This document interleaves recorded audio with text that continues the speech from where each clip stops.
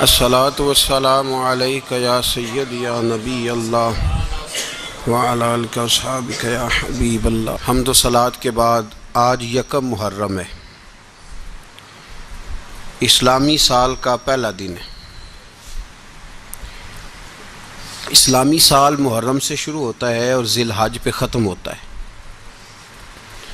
اس بات کا بھی ضرور خیال رکھا کریں کہ ہمارا جو اسلامی سال ہے اس کا آغاز جنوری سے نہیں ہوتا، اس کا آغاز محرم سے ہوتا ہے اور اس کا اختتام دسمبر پہ نہیں ہوتا بلکہ اس کا اختتام ذی الحج پہ ہوتا ہے۔ اسلامی سال کا آج پہلا دن ہے، یکم محرم الحرام، امیر المومنین خلیفۃ المسلمین جانشین مصطفیٰ جبل استقامت اور رسول اللہ کے دین کا بہت بڑا سپاہی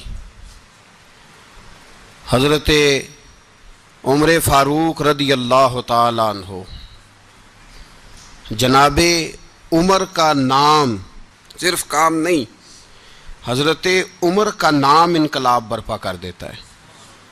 حضرت عمر کا نام کفر کے ایوانوں میں جبر، ظلم، شرک کی وادیوں میں جب حضرت عمر کا نام بھی لیا جائے تو بے ایمان کانپنا شروع ہو جاتے۔ حضرت عمر فاروق رضی اللہ تعالی عنہ، حضرت عمر معمولی شخص نہیں، معمولی آدمی نہیں۔ کچھ لوگ صدیوں کے بعد پیدا ہوتے ہیں اور کچھ لوگ ایسے ہوتے ہیں جو ایک ہی بار پیدا ہوتے ہیں، ان جیسا دوسرا پیدا ہوتا ہی نہیں، دوسرا ان طرح کا پیدا ہوتا ہی۔ حضرت عمر رضی اللہ تعالیٰ عنہ جیسی شخصیات پیدا ہی نہیں ہوتی دوبارہ۔ سارے صحابہ در رسالت مآب پہ خود آئے۔ یہ وہ عظیم شخص ہے جسے اللہ کے محبوب نے اللہ سے مانگ کے لیا ہے، کہا اے اللہ یہ مجھے دے دے، اللہ سے مانگ کے لیا ہے۔ اس لیے صوفیاء کہتے ہیں کچھ مرید ہوتے ہیں کچھ مراد ہوتے ہیں، کچھ مرید ہوتے ہیں کچھ مراد ہوتے ہیں۔ مرید وہ ہوتا ہے جو چل کے آتا ہے، آ کے مرید ہوتا ہے۔ مراد وہ ہوتا ہے جسے کہا جاتا ہے کہ یہ کبھی میرا بن جائے نا، یہ کبھی آ جائے نا، میرا بن جائے، اس کو مراد کہتے ہیں۔ حضرت عمر مصطفیٰ کریم کی مراد ہیں، حضور کی مراد ہیں۔ اللہم اعز الاسلام بے اسلام عمر ابن خطاب، اے اللہ اسلام کو عزت دے دے، میرے عمر کو کلمہ پڑھنے کی توفیق عطا فرما دے۔ اور کیسے دعا مانگی؟ اور یار حضرت عمر کی تو اس فضیلت کا کوئی جواب نہیں دے سکتا، میرے رسول پاک علیہ السلام سب کے لیے ہی دعا مانگتے ہیں نا، حضور کی دعا عام ہے، لیکن مصطفیٰ کریم نے کعبے کا غلاف تھام لیا اور غلاف کعبہ کو حضور نے سینے سے لپٹایا اور سینے سے چمٹا کے کہا اے اللہ میں نے تو کبھی سوال ہی زیادہ نہیں کیے، میں کرنے آیا ہوں، مجھے عمر دے دے، عمر دے دے۔ حضور نے مانگ کے لیا۔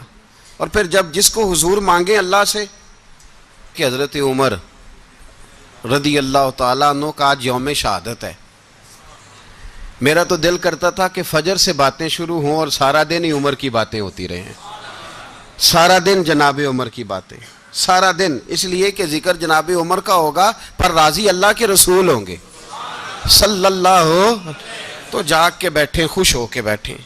ہمارے ہاں منایا ہی نہیں جاتا، بابے اللہ کی تا ساؤن بھادروں اسو کتا تے منڈے جنوری فروری، تو اسلامی سال بھی گیا اور وہ تاریخیں بھی ساری گئیں۔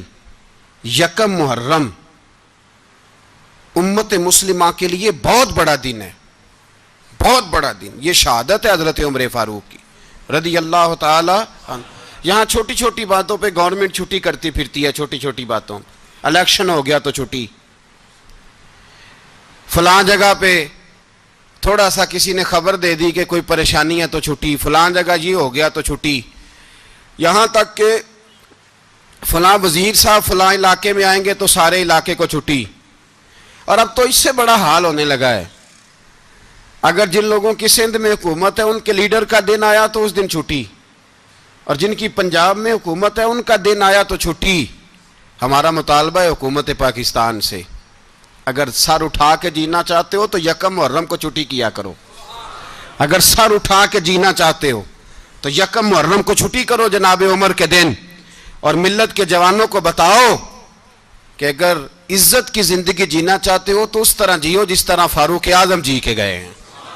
عزت اور وقار کی زندگی، جمہوریت حضرت عمر سے سیکھنی پڑے گی، حکومت کرنے کے طریقے حضرت عمر سے، رعایا کو سیکھنا پڑے گا کہ امیر کس طرح بنایا جاتا ہے اور امیر کس طرح کے ہوتے ہیں۔ یہاں لوگ ہمیں یورپ کی مثالیں دیتے ہیں، لوگ یہاں ہمیں آ کر کے امریکہ کی مثالیں، انہیں کیا پتا حکومت کیا ہوتی ہے؟ وہ کہتے ہیں جی وہ سائیکل پہ جاتا ہے ان کا حکمران۔ میں نے کہا وہ سائیکل پہ جاتا ہے؟ میرے عمر فاروق مدینے سے مکے گئے تھے تو پیدل ہی حج کرنے چلے گئے، پیدل ہی، اور جناب عمر فاروق رضی اللہ تعالیٰ عنہ عید کی نماز پڑھانے گئے، عید کی نماز عمر خطبہ عید دینے گئے۔ اور اس زمانے میں کون سا غریب ہے جو ننگے پاؤں جاتا ہو؟ کون سا غریب ہے جو مسجد ننگے پاؤں جاتا ہو؟ لوگوں نے تو 3 قسم کی چپلیں رکھی ہوئی ہیں، ایک مسجد جانے کی علیحدہ ہے، گھر پہننے کی علیحدہ ہے، شادی بیاہ پہ جانے کی چپل علیحدہ ہے۔ حضرت عمر فاروق رضی اللہ تعالیٰ عنہ نکلے عید کا خطبہ دینے کے لیے تو بیوی سے کہنے لگے جوتا، اس نے کہا صاحب اتنی دفعہ ٹوٹا ہے اب گانٹھا نہیں جا سکتا، اتنی دفعہ ٹوٹا ہے کہ اب دوبارہ پیمند نہیں لگ سکتے۔ تو حضرت عمر کہنے لگے چل کوئی حرج نہیں، بغیر جوتے کے ننگے پیر ہی چلتے ہیں، کوئی حرج نہیں۔ تو کہنے لگے لوگ کیا کہیں گے؟ فرمایا چپ کر، لوگ جس دن عمر نے یہ دیکھ لیا نا لوگ اس کے بارے میں کیا کہتے ہیں، اس دن عمر نہیں رہے گا۔ تو کہا پھر آپ کا نظریہ کیا ہے؟ فرمایا میرا نظریہ یہ ہے کہ رب رسول میرے بارے میں کیا کہتے ہیں، لوگوں کا کیا ہے؟ لوگ کل کسی کے بارے میں کچھ کہتے ہیں اور پرسوں کچھ کہتے ہیں، میرا نظریہ یہ ہے کہ رب رسول میرے بارے میں ننگے پیر عمر جا رہے ہیں۔ کون جی؟ میں بڑا ماڑا۔ اچھا جناب کیا غربت ہے؟ 10 قسم کے جوڑے لٹکے ہوئے ہیں کمرے میں اور پہننے کی فرصت نہیں، سویرے کیا پہننا ہے، شام کیا پہننا ہے، 15 سوٹ کٹھے استری ہو کے لانڈری والا بھیج رہا ہے، اور تو غریب ہے، تو بہت بڑا غریب ہے۔ اس لیے کہ غربت پیسوں کی وجہ سے نہیں ہوتی، غربت تو دل کی ہوتی ہے۔ تو واقعی بڑا غریب ہے اور تو غریب ہی رہے گا۔ امیر تو عمر فاروق تھے جو ننگے پاؤں چلے گئے عید کی نماز پڑھانے، تو رستے میں جو ملا کہنے لگا عمر جوتا تو پہن لو۔ فرمایا تمہیں عمر کا جوتا نہ پہننے کا نقص تو نظر آیا ہے، کوئی حرج نہیں، اگر عمر کو کبھی بتانا ہوا تو وہ والا نقص بتانا جو عمر کی سیرت میں پیدا ہو، کردار میں پیدا ہو، وہ والا نقص بتانا، یہ چھوڑو جوتے آتے جاتے رہتے۔ ننگے پاؤں گئے، پاؤں دھوئے، نماز پڑھائی، لوٹ آئے۔ او بھائی یہاں تو ہمارا بناؤ سنگار اترنا، جتنی توجہ کپڑوں کی طرف ہے اتنی توجہ کبھی ہماری علم کی طرف ہوتی نا، جتنا ذوق شوق ہمارا بناؤ سنگار کی جانب ہے، اتنا بناؤ سنگار کبھی ہمارا اخلاقیات کی جانب ہوتا تو معاملات بڑی حد تک سنورے ہوئے ہوتے۔ حضرت سیدنا فاروق اعظم رضی اللہ تعالی اپنی زندگی کو ترتیب دیا، ایک دن بھی خلافت نہیں مانگی اللہ سے۔ حضرت عوف بن مالک اشجعی ایک صحابی ہیں، حضرت عوف بن مالک رضی اللہ تعالیٰ عنہ فرماتے ہیں کہ جناب ابو بکر صدیق کا زمانہ تھا تو میں نے خواب دیکھا، میں نے خواب میں جناب عمر کو دیکھا، اور میں نے دیکھا کہ کوئی کہنے والا کہہ رہا ہے کہ عمر وہ ہے کہ اللہ کے رستے میں کوئی اسے جتنا مرضی برا بھلا کہے یہ پرواہ نہیں کرتا۔ کس کے رستے میں؟ بولے سارے۔ اس کا مطلب ہے اللہ کے رستے میں لوگ برا بھلا بھی، قرآن مجید نے کہا وَلَا يَخَافُونَ لَوْمَةَ لَائِمٍ، کچھ لوگ ایسے ہیں جو برا بھلا کہنے والوں کی پرواہ نہیں کرتے۔ آپ یقین کریں اگر پرواہ شروع ہو جائے نا تو دین کا کام ختم ہو جائے، نہ کوئی تقریر کرے، نہ کوئی تدریس کرے، نہ کوئی پیری مریدی کرے، ختم ہو جائے اگر باتوں کی پرواہ ہو۔ لیکن وہ پرواہ، حضرت عوف بن مالک اشجعی کہتے ہیں میں نے خواب میں دیکھا کہ عمر وہ ہے جو کسی کی پرواہ، اور دوسری بات میں نے یہ دیکھی کہ عمر خلیفہ بنے گا، اور تیسری بات میں نے خواب میں یہ دیکھی کہ عمر شہید بھی کیا جائے گا۔ عمر شہید بھی ہوگا. یہ میں نے 3 باتیں خواب میں دیکھی. فرماتے ہیں میں نے آ کے خواب حضرت ابو بکر صدیق کو سنائی. وہ خلیفہ تھے. وہ کہنے لگے ٹھہر جا, میں عمر کو بلاتا ہوں, اس کے سامنے دوبارہ سنانا. اس کے سامنے. فرماتے ہیں میں نے بلایا حضرت عمر فاروق کو, آ کے بیٹھے. خواب شروع ہوا. کا ایک بات تو میں نے یہ دیکھی کہ آپ ملامت کرنے والے کی پرواہ نہیں کرتے. دوسرا آپ خلیفہ بنے کہ جناب عمر کہنے لگے چپ کر, ابو بکر کے سامنے ہی کہہ رہا ہے, چپ کر, خلیفہ کے سامنے ہی کہہ رہا ہے. تو حضرت ابو بکر صدیق کہنے لگے عمر اسے کہنے دو, مجھے لگتا ہے رب کی رضا یہی ہے کہ میرے بعد اگر مصطفیٰ کا منبر ملے تو عمر کو ہی ملے. اسے کہنے دو, کہنے دو. یار یہاں تو لوگ ڈینگے مارتے ہیں, یہاں تو لوگ دعوے کرتے ہیں میرے سامنے فلانے کو بھی بٹھاؤ, فلانے کو بھی بٹھاؤ, اس کو کیا پتا, اس کو کیا پتا. یہ تو بڑکے مارنے کا دور ہے. حضرت عمر رضی اللہ تعالیٰ عنہ کو تیسری بات کہی. حضرت عوف بن مالک نے کہا آپ شہید کیے جائیں گے, میں نے خواب دیکھی ہے. نیک لوگوں کے خواب بڑی حد تک سچے ہوتے ہیں. کہا میں نے خواب دیکھی ہے. تو حضرت عمر کہنے لگے شہید تو دلیر لوگ ہوتے ہیں, شہید تو دلیر, جسے سارا زمانہ دلیر کہہ رہا ہے وہ اپنے بارے میں کیا کہہ رہے ہیں, کہتے ہیں شہید تو دلیر. میں تو کاہل سا آدمی ہوں, سست آدمی ہوں, میں تو اتنا کام ہی نہیں کرتا. تو یہ خواب تو نے جو دیکھا ہے نا پھر سے دیکھنا. تو ابو بکر صدیق فرمانے لگے عاجزی نہ کر, انکساری نہ کر, تو جو کہہ رہا ہے ٹھیک کہہ رہا ہے, لیکن مجھے سن کے شکر بھی ہوا ہے اور افسوس بھی ہوا ہے. افسوس اس بات کا کہ تیرے جیسا بطل عظیم چلا جائے گا, اور شکر اس بات کا کہ رب تجھے زندگی بھی اعزاز والی دے گا, اور شہادت کی موت دے کے اللہ تجھے موت بھی عزت والی عطا فرمائے گا. اللہ موت بھی تجھے عزت والی دے گا, تجھے کاہلوں جیسی موت اللہ. حضرت فاروق اعظم رضی اللہ. او بھائی یہاں تو اس زمانے کا سب سے بڑا مسئلہ پروٹوکول ہے. لوگوں کو پتہ ہوتا ہے کامل پیر ہے, کامل مرشد ہے, لوگ نہیں جاتے. میں کسی کا مرید ہو جاؤں, میرا پروٹوکول کدھر گیا؟ پتہ ہوتا ہے یہ کامل استاد ہے, میں اس کے پاس بیٹھوں گا تو میری تربیت کرے گا, لیکن لوگ شاگرد نہیں بنتے. میں کدھر گئی؟ یہ جو پروٹوکول کی مصیبت ہے نا, اس نے بڑے بڑے لوگ زیرو کر دیے, بڑے بڑے لوگ. اور یہ مت سمجھے کہ آپ کا وزیر اعظم پروٹوکول لیتا ہے یا آپ کا صدر پروٹوکول, وزراء, ایسی کوئی بات نہیں. ہم چھوٹے طبقے سے لے کر بڑے سارے پروٹوکول کے قائل ہیں. ہمارا تو داماد بھی کہتا ہے کہ مجھے پوچھا نہیں میں تمہارے گھر کیوں آؤں. ہمارا تو بھائی ہر شخص اعلان کرتا ہے پروٹوکول کا, فلانے نے عزت نہیں دی تو واپس آ جاؤ, فلانے نے سلوٹ نہیں کیا تو واپس آ جاؤ. لوگ جہاں سلوٹ کرنا چاہیے وہاں بھی سلوٹ کرانے کے قائل ہیں. پر حضرت عمر رضی اللہ تعالی, حضرت عمر کی سادگی اور پھر جناب عمر کی عاجزی, جب انسان اپنے اوپر سوار کر لیتا ہے نا, سوار کر لیتا ہے, میں بدکار پرانا خادم, کسے در ملی نٹ ہوئی, تے واصف یار نے نظر جو کیتی تے واصف ہی ہو. میں اکثر سوچتا ہوں حضور نے جہاں بھی کہا نا, فرمایا میرے بعد نبی ہوتے تو خطاب کے بیٹے عمر ہوتے. حضور نے فرمایا عمر جس رستے سے جاتا ہے شیطان وہ رستہ بدل جاتا ہے. نبی پاک صلی اللہ علیہ وسلم نے فرمایا میرا عمر وہ ہے کہ اس کی زبان پر حق جاری ہے. حضور علیہ السلام نے فرمایا 950 سال حضرت جبریل میرے عمر کی شان بیان کریں تو ان کی عظمت ختم نہیں ہوتی. 950 سال جبریل عظمت بیان کرے تو ختم نہیں ہوتی. یہ بات ہے حضرت عمر کی. اور فرمایا عمر ابو بکر کی نیکیوں میں سے ایک نیکی ہے, یہ شان ہے اب عمر فاروق رضی اللہ تعالیٰ عنہ کی. حضور نے فرمایا میرے بعد نبی ہوتے تو عمر ہوتے, جس گلی سے عمر آئے شیطان رستہ بدل جائے. میرے عمر فاروق کی شان 950 سال بیان ہو تو ختم نہ ہو.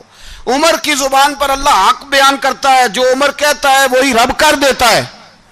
حضور ساری زندگی فضیلتیں بیان کرتے رہے, عمر جواب میں کیا کہتے ہیں؟ کوئی بتائے نا کہ یہ والی حدیثیں کبھی عمر نے بھی روایت کی ہوں کہ حضور نے میرے بارے میں یہ کہا ہے.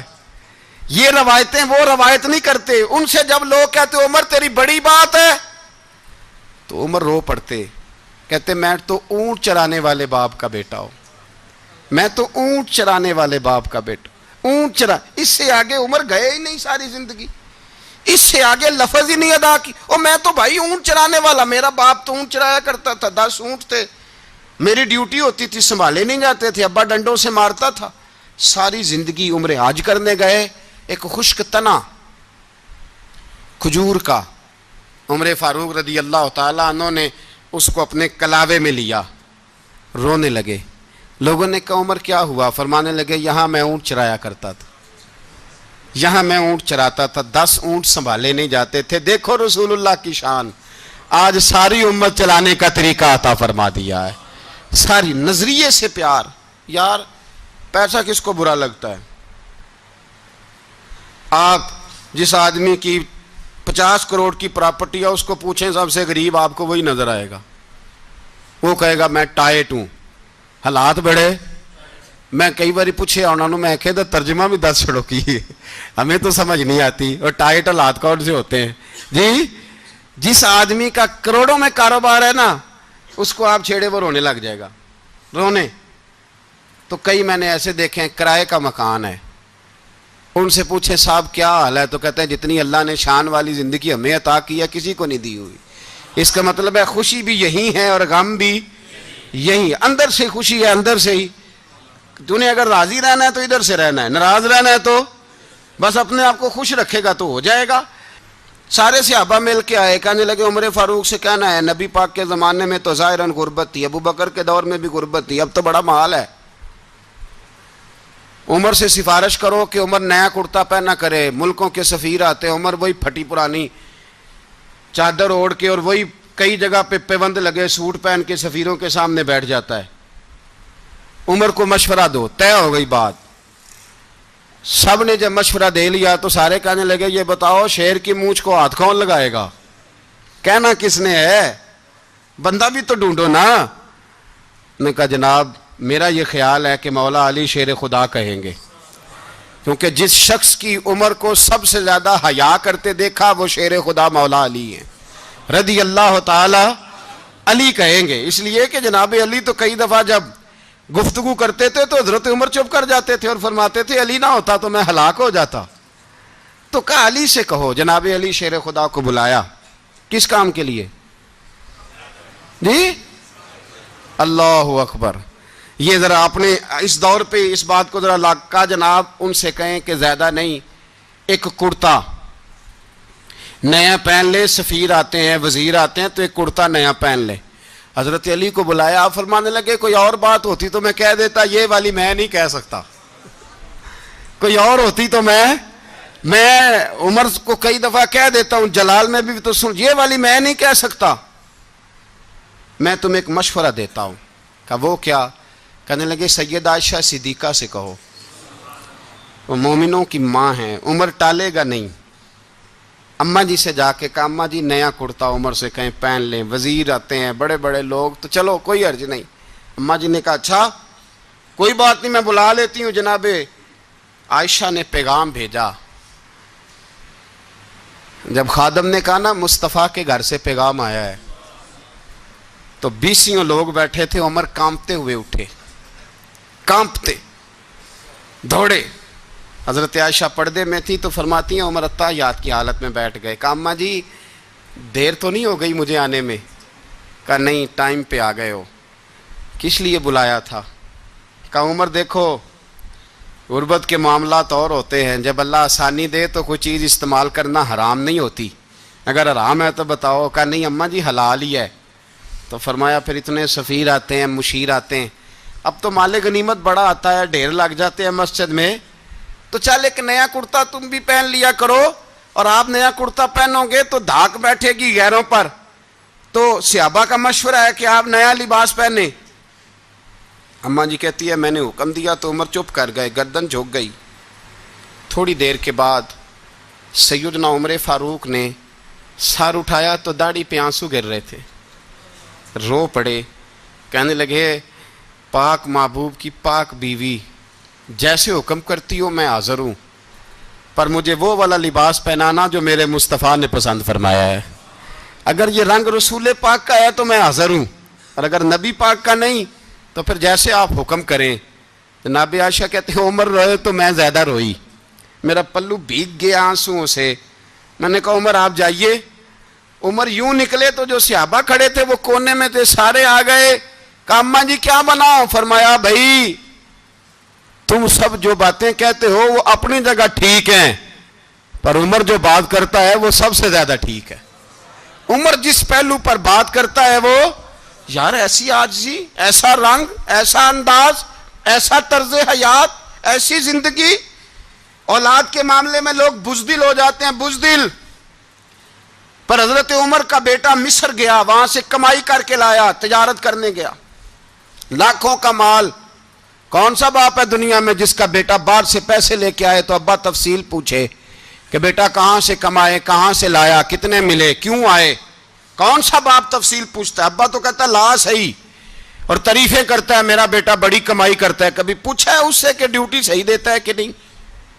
کبھی پوچھا ہے کہ تو ایمانداری کی روزی لاتا ہے کہ حرام کی کماتا ہے؟ یہ باپ کی ذمہ داری ہے, یہ اماں کی ذمہ داری ہے. پھر کہتا ہے بیماری کیسے آ گئی, پریشانی کیسے آ گئی؟ تو نے کبھی سوال کیا اپنی اولاد سے؟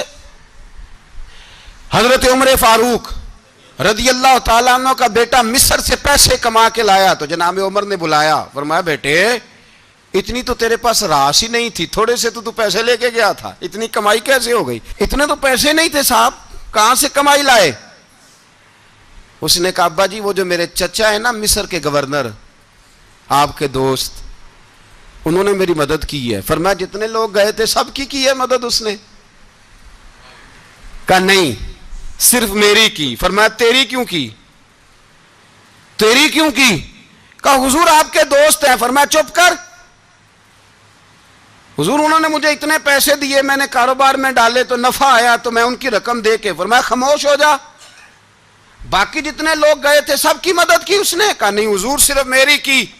فرمایا اس نے تیری مدد نہیں کی, اس نے خلیفہ کے بیٹے کی مدد کی, اس لیے کہ وہ خلیفہ کو اپنے حق میں نرم کر سکے.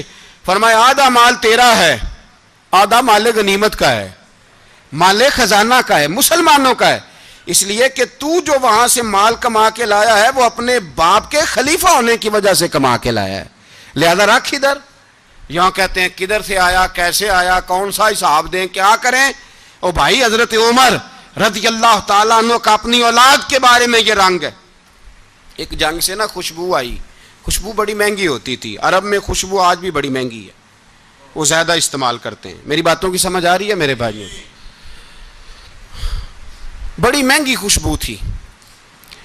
جب وہ خوشبو آئی تو حضرت عمر نے کہا, گھر میں پہلے پہنچی حضرت عمر کے, چونکہ زیادہ عورتیں استعمال کرتی تھی گھر کے اندر خوشبو, مرد بھی لگاتے تھے.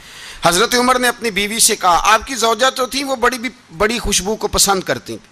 حضرت عمر نے اپنی زوجہ سے کہا کہ خوشبو لاؤ, میں نے ایک عورت کی ڈیوٹی لگائی ہے, وہ خوشبو تول کے نا تو حصہ برابر صحابہ میں بانٹ دے گی. تو آپ کی زوجہ کہنے لگی کسی بی بی کی ڈیوٹی لگانے کی کیا ضرورت تھی, میں جو موجود تھی میں بانٹ دیتی ہوں تول کے حصہ برابر. آپ نے فرمایا نہیں تو رہنے دے, فلانی بی بی بانٹے گی. کہا حضور میں نے بھی بانٹنی ہے, میرے پہ کچھ حق ہے؟ آپ نے فرمایا نہیں تو تفصیل نہ پوچھ, تو خوشبو دے دے, کوئی اور بانٹے گی. خاتون خانہ تھی نا, کہنے لگی نہیں مجھے بھی آج آپ کو بتانا ہی پڑے گا کہ کوئی جو بانٹ سکتی ہے تو میں کیوں نہیں بانٹ سکتی. زوجہ کہتی عمر نے بات کی تو میری چیخیں نکل گئیں. حضرت عمر فرمانے لگے جب تو خوشبو بانٹے گی نا تیرے ہاتھوں کو بھی لگے گی, تیرے دوپٹوں کو بھی لگ جائے گی. اگر رب کریم نے مجھ سے سوال پوچھا کہ عمر خوشبو تو مسلمانوں کی تھی, تیری بیوی کے دوپٹے کو کیوں لگ گئی, تو میں اللہ کے حضور کیا جواب دوں گا؟ اگر اللہ نے یہ سوال کیا کہ تیری بیوی نے کیوں لگائی, وہ تو حصہ تھا مسلمانوں کا, تو نے تیری بیوی نے کیوں لگائی؟ تو فرمایا میں نہیں چاہتا کہ اللہ کے حضور مجھے اور تجھے باز پرس ہو, لہذا کسی اور کو بانٹنے دے. زوجہ روئی اور تڑپ کے کہنے لگی عمر مجھے لگتا ہے صبح قیامت بھی تیری بیوی ہونے کی وجہ سے اللہ مجھے جنت عطا فرما دے گا, تیری زوجہ ہونے کی برکت سے. بھائی یہ معیار رکھا, خدا کی قسم ایسا شخص تاریخ میں دوبارہ نہیں آیا. اتنا بڑا آدمی, اتنا بڑا شخص, اتنا بڑا آدمی, اور پھر رنگ یہ ہے کہ عمر 22 لاکھ مربع میل کا حکمران, 22 لاکھ, اور کھجور کے درخت کے نیچے مٹی کا ڈھیلا لے کے سو گئے ہیں, پرواہ کوئی نہیں. کوئی مسئلہ ہی نہیں. 2 غلام ساتھ بیٹھے تو ایک روٹی حضرت عمر نے گھر سے منگوائی, تھوڑا سا سرکہ, تو غلام کہنے لگے ہم نے بھی کھانی ہے. فرمایا کوئی حرج نہیں, روٹی کو پیٹ بھر کے کھانا ضروری تو نہیں, 3 حصوں میں بانٹ لیتے ہیں.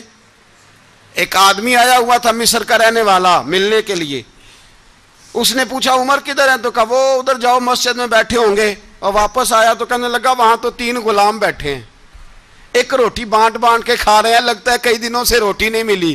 کہا 3 غلام تو کوئی نہیں, وہاں 2 ہی تھے, تیسرے تو امیر المومنین تھے. اس نے کہا نہیں نہیں 3 غلام ہیں, کپڑے بھی ایک طرح کے پہنے ہوئے ہیں, بلکہ 2 کے تو پھر صحیح ہیں, تیسرے کے تو زیادہ ماڑے ہیں. کپڑے بھی ایک طرح کے, کھانا پینا بھی ایک طرح کا, اور ان کا نشست برخاست بھی ایک طرح کی ہے, لہذا کوئی فرق نہیں. حضرت ابو ہریرہ کہتے ہیں میں لے کے آیا, اور جناب عمر کو جب میں نے کچی زمین میں تامت سمیٹ بیٹھے دیکھا تو میں رو پڑا. میں نے اس مصر سے آنے والے کو کہا تو اس کے جلوے دیکھ, اگر اس کی ذات میں اتنا حسن ہے تو محمد عربی کا مقام کیا ہوگا. یہ مقام غور ہے, مقام غور. 10 محرم کو لوگ دیگے پکائیں گے نا, نہیں پکانی ہے, کوئی بول دے نہیں, ہاں نہ نہیں کر دے, پروگرام بدلیا تو نہیں دی عید کی کہ وہی کام شروع ہوا ہے لات ٹائٹ ہونے والا. کیوں جی, پکنی ہے نا دیکھیں 10 محرم کو انشاءاللہ تعالی, ہم بھی پکائیں گے انشاءاللہ, یہاں بھی پروگرام ہوگا. تو 10 محرم کو جو دیگ پکنی ہے تو ایسا نہیں ہو سکتا کہ 1 محرم کو حضرت عمر کے نام کی بھی کوئی پک جائے. اگر امام حسن حسین کے نام کی دیگیں پکے تو جو امام حسن حسین کے سے پیار کرنے والے ہیں, جو امام حسن حسین سے, ہم لوگوں نے بھی عجیب رٹا اپنایا ہے نا, ہم لوگ بات کا ایک پہلو دیکھتے ہیں دوسرا نہیں دیکھتے. حضرت امام حسن اور حسین کو بھی نبی پاک نے شہید کہا, اور جناب عمر کو بھی رسول اللہ نے خود شہید فرمایا ہے. فرمایا شہید ہے, خود فرمایا اپنی زبان سے کہ یہ شہید ہے, خود میرا عمر شہید ہے. تو ان کے نام کی دیگ نہیں پکنی چاہیے, اس طرف نہیں ہماری توجہ ہونی چاہیے. اور اہل بیت نبو, یہ بات میں پہلے بھی کرتا ہوں, آج پھر کرنا ضروری سمجھتا ہوں. اہل بیت کا پیار سن لو کان کھول کے, اہل بیت کا پیار اگر ہمیں کسی نے سکھایا ہے تو سیدنا عمر فاروق نے سکھایا ہے. اہل بیت نبوت کی محبت اگر کسی نے سکھائی ہے تو کس نے سکھائی ہے, بول کے بتائیے. حضرت عمر نے. اہل بیت کا پیار ہمیں حضرت عمر نے بول کر کے سکھایا ہے. بھائی یاد رکھیں, کسی کی طاقت نہیں تھی دم مارنے کی حضرت عمر کے سامنے, طاقت ہی نہیں تھی. کیسر و کسرا کانپ جاتے تھے, جرت ہی نہیں کرتے تھے حضرت. اور ہمارے تو تعلقات بڑے ہیں نا غیروں سے. حضرت ابو موسیٰ اشعری رضی اللہ تعالیٰ عنہ فرماتے ہیں میرا منشی سائی تھا, وہ کاتب کہتے تھے وہ لوگ, میرا حساب کتاب عیسائی تھا. تو فرماتے ہیں ایک دن میں نے وہ سارا حساب کتاب لین دین کے حضرت عمر کو دکھائے تو فرمانے لگے جس نے لکھے ہیں اس کو بلاؤ. کہنے لگے حضور مسجد نہیں آ سکتا. کیوں نہیں آ سکتا؟ کہنے لگے وہ عیسائی ہے. کہتے ہیں حضرت عمر جلال میں آ گئے. آپ فرمانے لگے جنہیں رب دور کرتا ہے تم کیوں قریب کرتے ہو, جنہیں اللہ دور کرتا ہے. فرمایا تم غیروں کو اگر عہدے دو گے تو اپنوں کا کیا بنے گا, اگر تم غیروں کو عہدے دو گے تو اپنوں کا.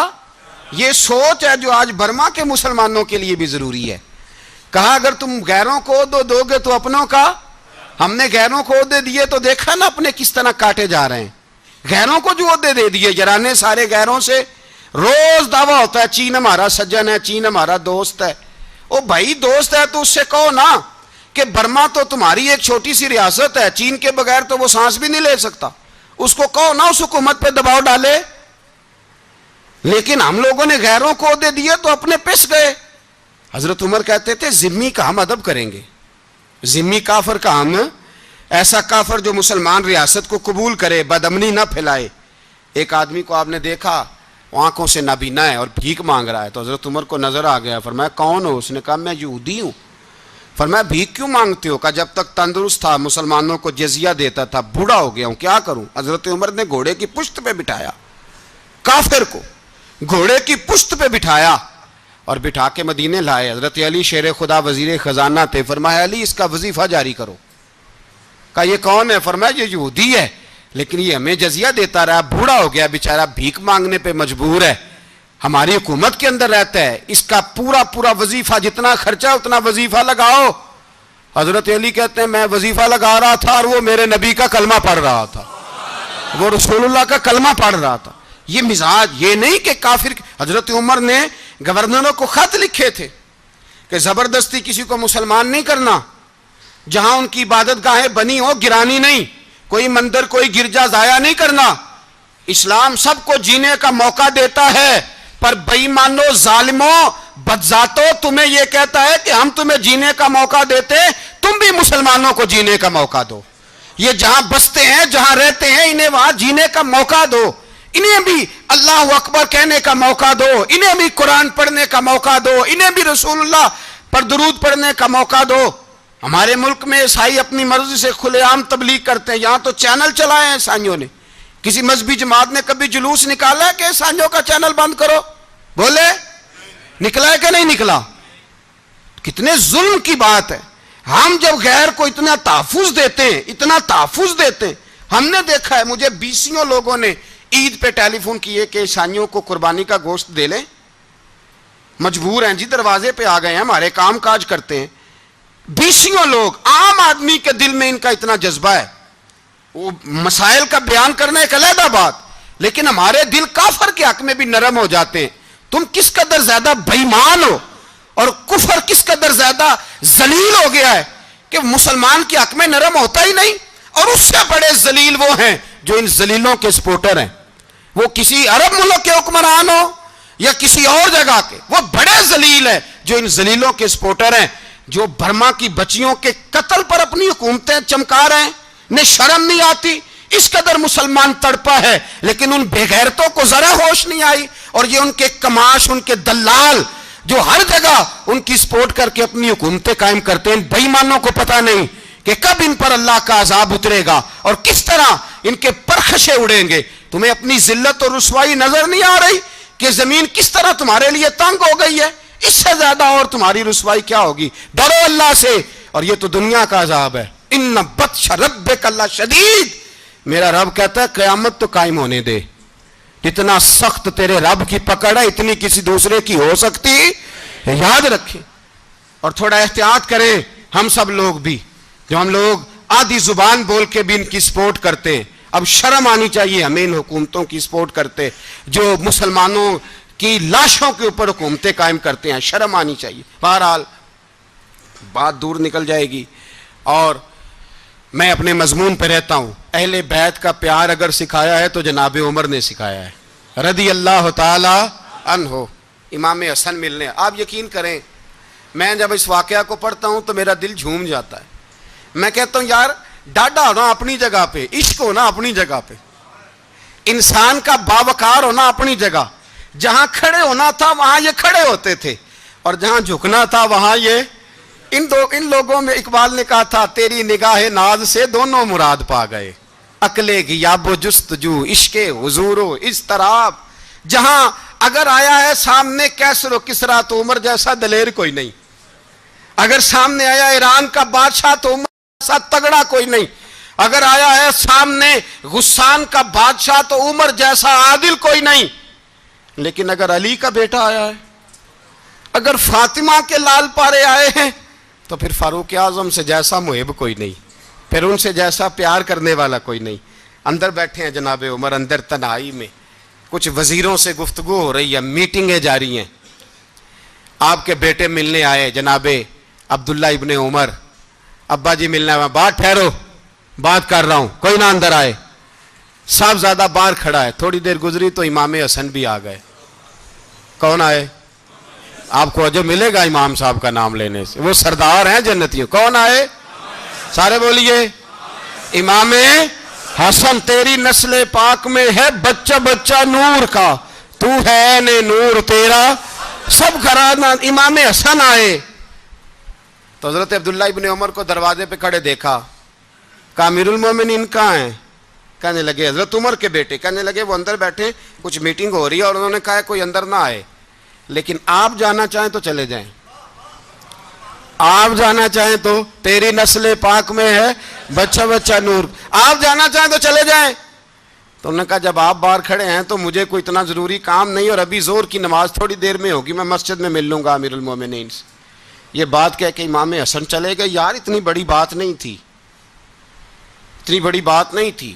وہ میرے استادوں کا بیٹا بھی آئے تو کہا ٹھیک ہے جی وہ سوئے ہوئے ہیں، کوئی غرض نہیں یار میں ٹھہر کے آ جاؤں گا. کوئی بڑی بات نہیں تھی، دیکھا جائے تو بڑی بات نہیں تھی، پر بات بہت بڑی تھی اس لیے کہ یہ خالی حسن نہیں، یہ حسن ابن علی ہیں، یہ حضرت فاطمہ کے لخت جگر. حضرت عمر باہر نکلے، عبداللہ ابن عمر سے پوچھا کوئی آیا تو نہیں؟ تو کہا حضور امام حسن آئے تھے. تو کہا پھر شہزادے کو اندر کیوں نہیں بھیجا؟ کہا میں نے کہا تھا. وہ کہنے لگے اگر امیر المومنین مصروف ہیں تو میں ظہر میں مل لوں گا. حضرت عمر رونے لگے، فرمایا بیٹے تو نے اچھا نہیں کیا. پھر مسجد نہیں گئے، سیدھے امام حسن کے دروازے دستک دی. امام حسن باہر آئے، کہا شہزادے آئے تھے تو ملے کیوں نہیں؟ تو امام حسن کہنے لگے حضور آپ کا اپنا بیٹا دروازے پہ کھڑا تھا، آپ کا اپنا بیٹا دروازے پہ کھڑا تھا، وہ منع بھی کیا تھا آپ نے تو میں زور میں مل لیتا. حضرت امام حسن فرماتے جوش جذبات میں جناب عمر نے سر سے پگڑی اتار دی، جوش جذبات میں کہنے لگے حسن میرے بیٹے کا اور آپ کا کیا مقابلہ؟ کیا اس کی ماں کا نام فاطمہ الزہرا ہے؟ کیا اس کی نانی کا نام ختیجۃ الکبریٰ ہے؟ کیا اس کے نانے کا نام محمد مصطفیٰ ہے؟ آپ کا اور اس کا کیا مقابلہ؟ پھر رو پڑے اور کہنے لگے بیٹے میں مکے کے صحراؤں میں اونٹ چرایا کرتا تھا، یہ جو میرے سر پر عزت کے بال ہیں یہ تیرے نانے کے اگائے ہوئے.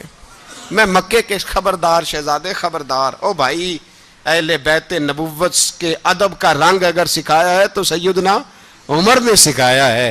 حضرت عمر فاروق اتھارٹی ہیں، اسلام کی اتھارٹی.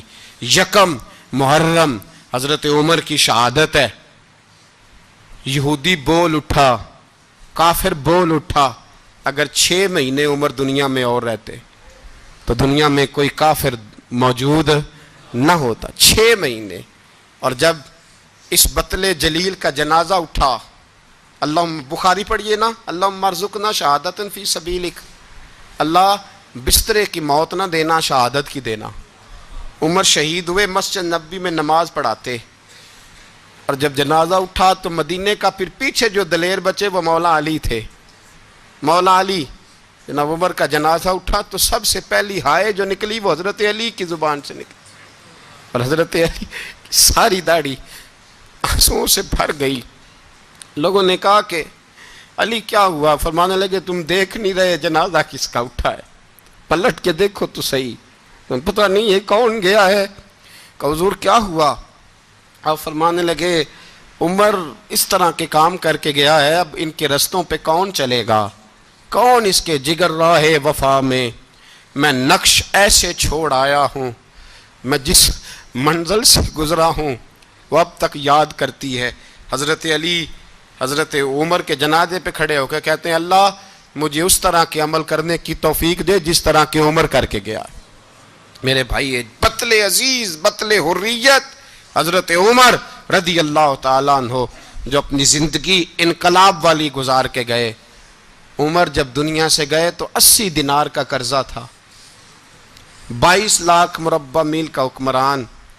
اور اپنے بیٹے سے کہنے لگے بیٹے کوشش کرنا تیرے خاندان والے مل کے میرا قرضہ اتار دے، میری قبر پہ بوجھ نہ رہے، اور اگر خاندان والے مدد نہ کریں تو میرے دوستوں سے بات کرنا، وہ مدد نہ کریں تو پھر علی سے بات کرنا. ان کا پیار آپس میں اتنا اور تو اختلاف ثابت کر رہا. 80 دینار کا قرضہ چھوڑ کر حضرت عمر دنیا سے گئے اور جاتی دفعہ کہہ گئے میرے بعد میرے بچوں کو حکومت کے مشورے میں بھی شامل نہ کرنا، حکومت کے مشورے میں بھی میری اولاد شامل نہ ہو. اتنا بڑا شخص اتنا بڑا رنگ دے کے یکم محرم کو جب عمر فاروق کا وصال ہوا تو بیٹے سے کہنے لگے اماں عائشہ سے جا کے کہو میرا بھی نبی پاک کے روضے میں دفن ہونے کو دل کرتا ہے. ایک قبر کی جگہ ہے اماں جی نے اپنے لیے رکھی ہے، بخاری ہے بخاری. حضرت عائشہ کے پاس صاحبزادے گئے، کہنے لگے اماں جی عمر کو زخم لگ گیا ہے، حالت بڑی پریشانی والی ہے. وہ کہتے ہیں اگر اماں اجازت دیں. سید عائشہ رو پڑی، فرمانے لگی کہ وہ اپنی قبر کی جگہ تو نہیں نہ کسی کو دیتا، پر عمر نے کمال ہی بڑا کیا. اسے کہو جاؤ گنبد خضرا میں قیامت تک جو مصطفیٰ پہ اور ابو بکر پہ سلام پڑے گا وہ تجھ پہ بھی سلام پڑھ کے جائے گا۔ جاؤ میں نے جگہ دی۔ اعلیٰ حضرت فاضل بریلوی رحمۃ اللہ علیہ فرماتے ہیں وہ عمر جس کے آدھا پہ شیدہ شکر، اس خدا دوست حضرت پہ لاکھوں سلام، اس خدا دوست حضرت پہ۔ آپ یقین کریں ممبر پہ بیٹھا ہوں، حضرت عمر کا جب نام لیتا ہوں تو میرے وجود کے رونگٹے کھڑے ہو جاتے ہیں۔ حضرت عمر کی زندگی جب پڑھتا ہوں تو لگتا ہے خدایا ایسے شخص بھی دنیا میں آئے، ایسے لوگ بھی دنیا میں ہو کر گزرے، ایسا شخص بھی آیا جس نے دنیا ساری اسلام کی گرویدہ کر دی، اور وقت آیا تو چرواہوں سے معافیاں مانگ مانگ کے کہا کہ دیکھنا عمر کے بارے میں دل میں بات کوئی نہ رکھنا۔ اسی لیے قرآن نے کہا ان الذین آمنوا وعملوا الصالحات اولئک ھم خیر البریہ، فرمایا جو ایمان لانے کے بعد اچھے عمل کرے سب سے بہتر وہی ہے۔ دعا ہے اللہ ہماری نسل کو حضرت عمر کے نقش قدم کا مسافر بنائے۔ آخر دعوانا